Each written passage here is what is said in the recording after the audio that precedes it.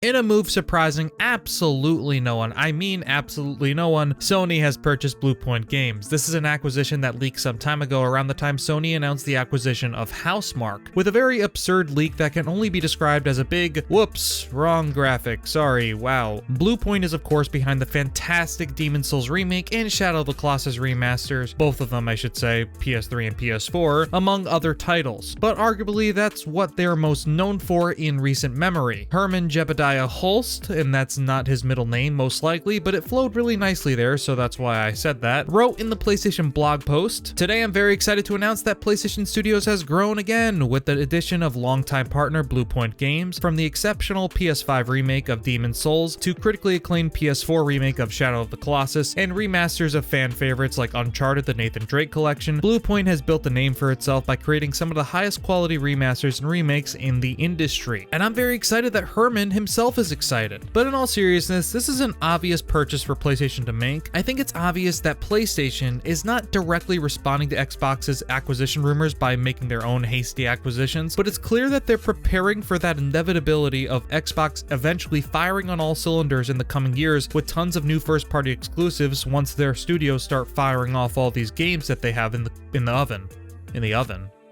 development. There's also some reporting that Bluepoint's next outing may be a new game as opposed to a remaster, with Bluepoint President Marco Thrush speaking to IGN and suggesting they may be looking into more original titles or making more original content. Our next project, we're working on original content right now. We can't talk about what that is, but that's the next step in the evolution for us, Thrush said, noting that even with remakes like Shadow and Souls, the studio was already partially creating original content. He explained how really the growth of the studio, both in the literal numbers of employees as well as types of projects, naturally leads to this next step, especially given the team's pedigree. Our team is a very highly experienced team. The average experience amongst most people is about 15 years, and all of them come from original development. It's not like we're a bunch of developers that got trained up on making remasters and remakes. We have that original game development mindset in our hearts, and that's what we're now finally ready with the support of Sony to push forward and show what we can do, and show what PlayStation can do, he said. Obviously, as usual, because we are talking about companies who speak in PR-like language, or have PR-approved statements, or are media trained, all we can do based on this information is speculate as to what they exactly mean by original content. Whether that means a new IP, or they're making a new remake and they're remaking assets, so it's by that definition